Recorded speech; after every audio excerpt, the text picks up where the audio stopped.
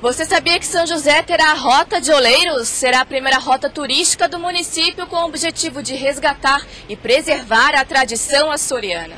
Por isso, o programa Conheça São José de hoje irá mostrar e contar um pouco da história desses profissionais que farão parte desta rota.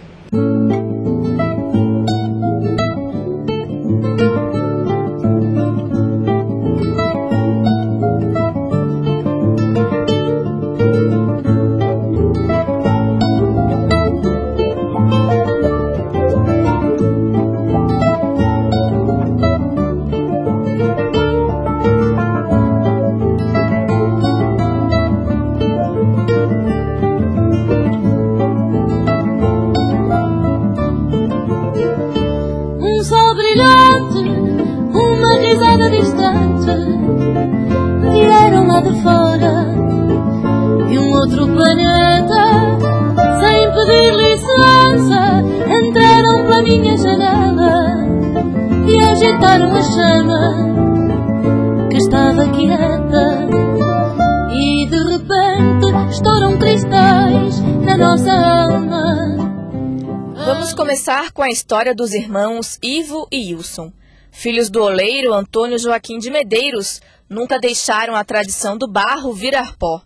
Professores da Escola de Oleiros já chegaram a ficar afastados do ofício da olaria há aproximadamente 20 anos devido à falta de apoio. Bom, a Escola de Oleiros ela teve assim, na verdade, meu pai, que foi um dos fundadores, né, e junto com os colegas dele, o seu Luiz, o seu Zequinha, eles não tinham assim a noção do que seria a Escola de Oleiros para São José. Na verdade, eles começaram isso dentro das olarias dele, né? O meu pai começou ensinando na minha casa, só que eles não tinham assim a ideia de que isso se tornaria assim um marco dentro de São José hoje, a escola. Né? Na verdade, eles começaram a ensinar mais assim porque os próprios funcionários pediam, né?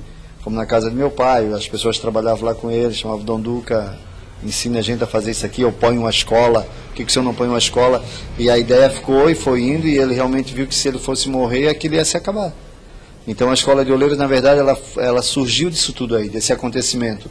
Só que nós também, como quando eu vi meu pai trabalhando aqui, os outros amigos dele, seu Zequinha, o avô do Luciano, seu Luiz, que é o dono do terreno, da casa aqui, eles não tinham essa ideia que a escola seria esse marco que é hoje dentro de São José, que ela teria essa abertura, que ela levaria o nome de São José de uma maneira assim como São José é conhecida como a capital do louça de barro, né? A hora que a fundação, né, através da prefeitura, né, com essa rota de oleiro, trazia assim, os turistas para conhecer, né, onde eram as olarias, onde né, assim, tinha essas olarias que hoje, né, não são mais, não tem aquela característica de uma olaria, né, mais um ateliê, né, puxando mais para um ateliê, mais para uma sala, então. E vocês lidam com a louça de barro desde pequeno, desde a infância, é isso? Sim, a gente, desde a época de meu avô já, que meu avô tinha olaria, depois passou para o meu pai, né, meu tio tinha olaria também, depois ele passou a parte dele para o meu pai, e a gente, desde pequeno, ajuda eles nas olarias, né? Então, essa situação da olaria, da Rota dos Oleiros, vai ser assim uma situação que vai trazer uma divulgação, né?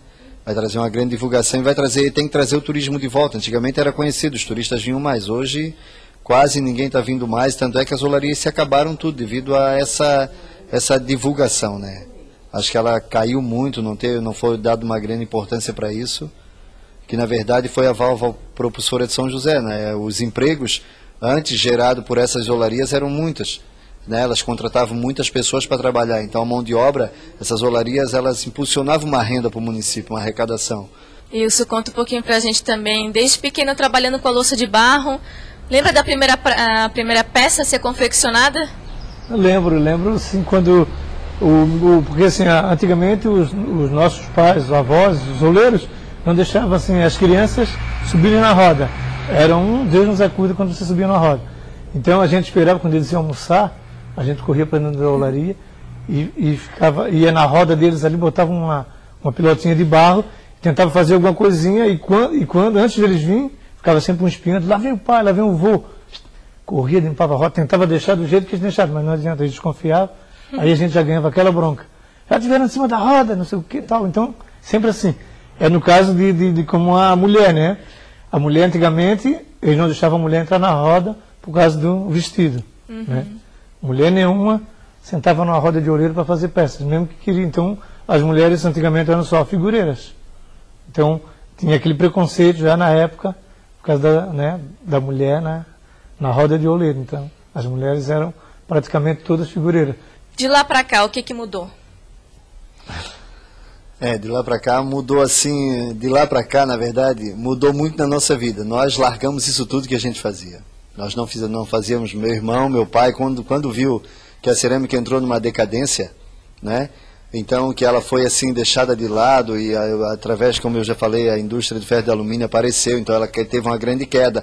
Não teve apoio das autoridades, nem do município, dos governos, então o que aconteceu? Isso aí houve uma grande queda, e tanto é que os oleiros começaram a ganhar menos, começaram a se fechar, e nós, os filhos, começamos a trabalhar em procurar outra área de serviço que o pai mesmo mandava a gente, vocês vão fazer outra coisa, como disse meu irmão, vocês vão procurar outra coisa fazer, porque isso aqui não dá mais, não dá de sustentar mais, assim, isso aqui, no futuro, minha mãe dizia, isso aqui é para fechar tudo, e vocês vão ter que procurar, ter que estudar, né? E meu irmão foi trabalhar numa outra empresa, durante anos, parou isso tudo aqui que ele fazia.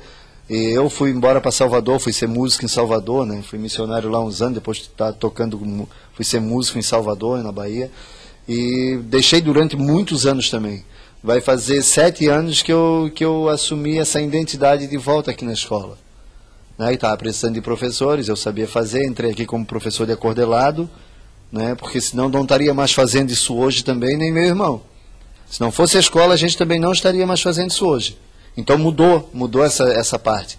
Trouxe, além do resgate de toda uma cultura, trouxe os filhos e netos de oleiros de volta. Isso foi assim, o ponto mais importante dessa situação da escola. Trouxe o Luciano, né, que é neto de oleiro, trouxe eu e o Wilson, que somos filhos e netos de oleiro, trouxe a Milene, que foi aluna de meu pai, então a escola resgatou essa situação toda ainda de volta. Porque senão eu acho que não teria mais.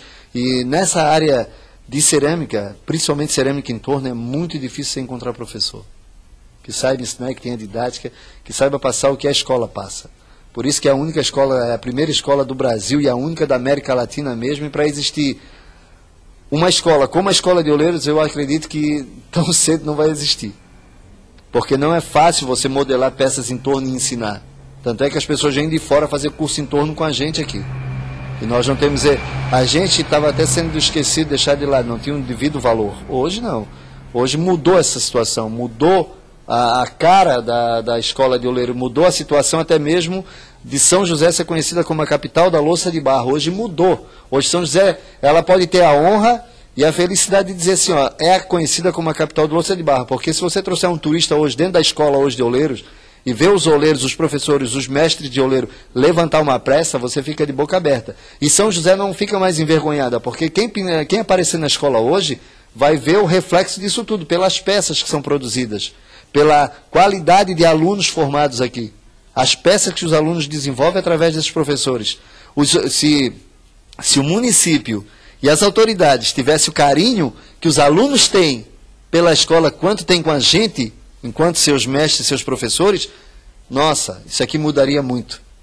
Né? A gente só queria isso, que as autoridades tivessem o carinho que os alunos têm.